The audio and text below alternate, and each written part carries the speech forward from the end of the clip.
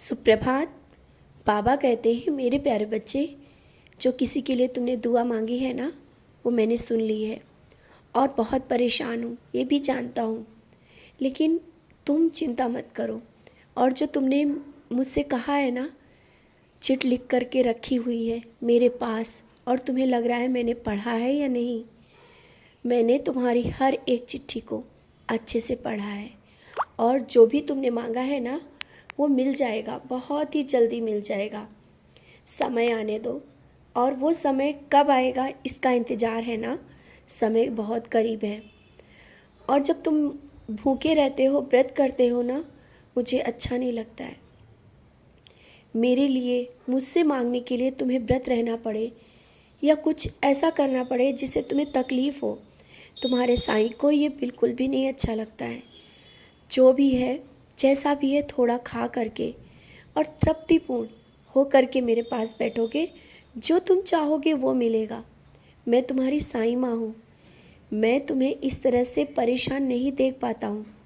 और जब कोई विशेष पूजा करते हो और बहुत कठिन पूजा करने लगते हो, सोचते हो इस तुम्हारी कठिन पूजा से मैं बहुत कुछ खुश होऊंगा और जल्दी दे दूंगा। आज मैं तुमसे कहना चाहता हूँ, तुम्हारा कष्ट और दुख मैं नहीं देख सकता हूँ। तुम ऐसे ही मांग रहे हो, जैसे मांग रहे हो वैसे मांगो। समय क्या आने दो, मैं दे दूंगा।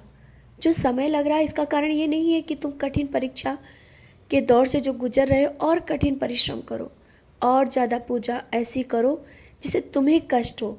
इसके बाद मैं दूँ, ऐसा कुछ भी नहीं है। सब कुछ दूंगा।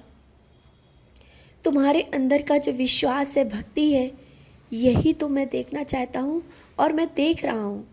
इसके लिए अब तुम विशेष कुछ ऐसा मत करो जिससे तुम्हें तकलीफ़ हो। और भूखे रह कर के सुबह से शाम तक के कभी कभी हो जाता है तुम खाना भी नहीं खाते हो। और जब तुम ऐसा करते हो ना, तुम्हें लगता है तुम्हें कोई नहीं देख रहा है, तुम भूखे हो, कुछ नहीं खाया है, किसी ने नहीं देखा। लेकिन मैं देखता हूँ, मैं देख रहा होता हूँ। तुम देखना, तुम अपने घर के स्वरूप में देखना। जब तुम किसी परेशानी में होते हो या खाना नहीं खाते हो या तुम्हें कोई दर्द होता है, मेरे स्वरूप में तुम्हें अलग ही बेचैनी सी दिखती होगी। तो अब तुम समझ गए हो ना।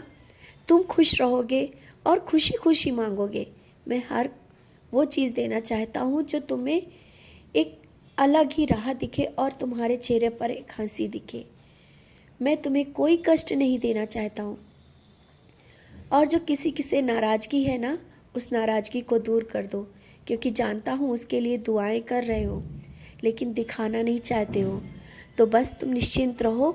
जो दूरी है तुम दोनों के बीच में, वो दूरी बहुत ही जल्दी, बहुत ही जल्दी वो दूरी दूर हो जाएगी, और जैसा तुम चाहते हो वैसा ही होगा।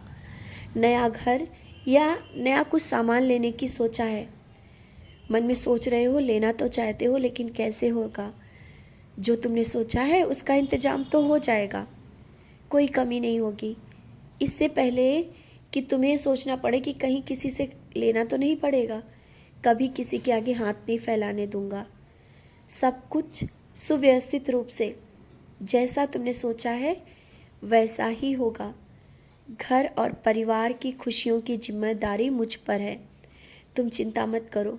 अपनी सेहत का ध्यान रखो, समय पर खाना खाओ, परिवार के साथ समय बिताओ।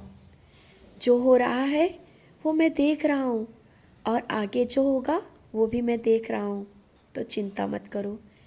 तुम मेरे बच्चे हो, तुम मेरे संरक्षण में हो, तो तुम्हें कोई कमी, कोई परेशानी आने नहीं दूंगा। खुश रहो और मुस्कुराते रहो, खुशियाँ बांटते रहो। और जो उदी किसी को दी है ना, विश्वास के साथ दी है ना, वो उदी इसके लिए रामबाण हो जाएगी। तुम जिस विश्वास के साथ किसी को एक राह दिखाते हो ना, उसके साथ मैं जुड़ा होता हूँ। तुम्हारे कभी विश्वास को तोड़ने नहीं दूंगा। खुश रहो और मुस्कुराते रहो।